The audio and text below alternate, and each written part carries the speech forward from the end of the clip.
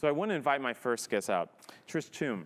Trish is actually the head of the Young Nonprofits Professional Network, YNPN. If you're not familiar with them, well, you'll get to know them in a sec. Trish, thanks for being here. Thanks for having me. So YNPN is an organization that represents these young professionals in this nonprofit sector, right?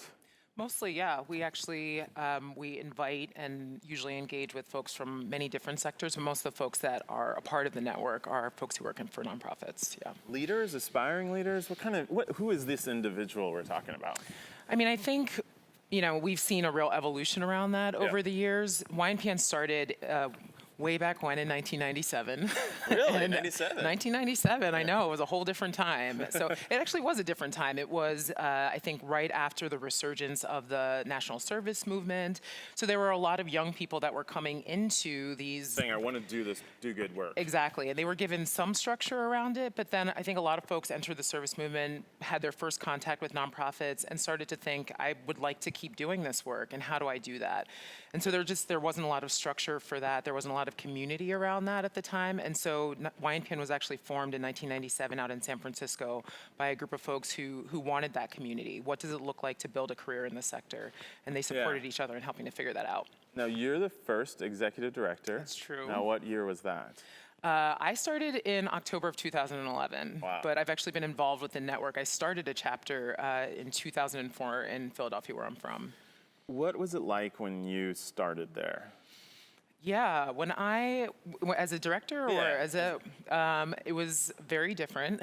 Even in the past 4 years, it's been very different. So one of the things that people are always sort of shocked to know is that we have now 42 chapters across the country. We had 27 chapters across the country 3 years ago when I started. So, we've grown by about 60% over the past few years, which is... Do you think that's in concert with just working and doing good is really popular, a piece, especially maybe with this generation, or what do you account that to? I think it's two things. I do think that the desire to do good in the world is absolutely, it's on the rise, and it's very visible, obviously, with the millennial generation. I think the other thing is that people are understanding the power of networks, and that is the primary, motivation that people have for joining YNPN. They want to do good in the world, and they want to be connected to people that are going to help them do that better. And so that's really what YNPN provides in 42 cities across the country. When you started, what were some of the major issues you wanted to tackle? Well, I was brought on to be sort of the national voice for YNPN, to be a figurehead. I had a very, very beautiful vision of what my life was going to be like. Moments like this, where I was just going to sit on stages and say smart things. But we had very little infrastructure. We had no national database. We had no real clear affiliation structure. So all of that stuff that's really not sexy, but is necessary in order to go from being just a network that exists in name only to a network that can really harness its numbers to have influence. And that's really, I think, the big shift. YNPN has been and continues to be about giving young professionals who work in the nonprofit sector the tools and the connections, exposing them to the ideas that they need in order to have real impact at the local level. But more and more, our members and our chapter leaders especially, they're looking outside of their organizations. They are hyper connected to what's happening in the world, and they want to be able to influence it. And so what we are doing is not just training to be the best nonprofit manager you can be, but how do you be a leader around issues that matter: equity, diversity, and inclusion, what leadership needs to look like in the 21st century. Those are the sorts of conversations we're equipping our members and our chapter leaders to be able to lead in their communities. An issue that Richard brought up yesterday, Richard Brown, American Express, I know you know well, Richard, longtime funder in this leadership space, is organizations not making this a priority. So do you sense there's a tension because we have these young leaders, probably some of your members, really excited, they're in these organizations and like, wow, I just can't go anywhere, there's no professional development, there's not any of that. Is that tension existing in organizations right now?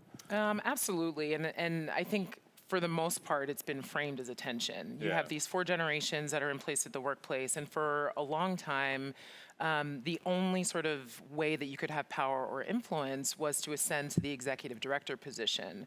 And so, so what we are really promoting and what we give our members the space to do through YNPN is really to be able to have influence from whatever position you're in, right? And so, so we're trying to reframe this idea that there are, not idea, but the fact that there are 4 generations in the workplace right now as a huge opportunity. There are so many complex problems that are facing organizations and communities right now. We don't need to wait to have folks in positions of leadership before they're able to actually lead. And so, so we're really trying to change the narrative around what it means to be a leader from a positional perspective to really you can lead from wherever you are. So where's YNPN going? Because I heard you had an announcement, which is you're leaving. I am, yeah. So the Chronicle Philanthropy, they did a really, really great piece this past Monday, just talking about sort of the transition that YNPN's gone over through the years and the transition that we're going to go through at the end of the year. I'm going to be leaving in December. And it's a very intentional departure. We, as I mentioned, we've had to spend the past several years, the first part of my time here, building infrastructure. And now that we have that infrastructure, I think it's a great time for a new leader to come in and really figure out, well, now that we have the mic, what are we going to do with it? What are we going to do with this awesome platform? And so I would really encourage people, now's a great time to go to the YNPN website, sign up for our newsletter so that you can stay abreast of all the different ways that you can connect with YNPN and be a part of that movement. Also, if someone sees themselves as the next possible director of this incredible network, that the job description, if you want my job, you could be hanging out with Derek next year, Just one of the only perks of the job as far as I'm concerned. So no, I don't know if it's a perk. You have to ask my staff out in the back. I doubt it. No, it's a great organization, a great network, and really a great opportunity to lead. So Thanks so much. No, I this really is great. appreciate being there. And I'm sure you're going to get like the most online activity with those earrings. For my earrings. Definitely most highest voted. So Trish, thank you. Yeah, Take care. Great. Thank you.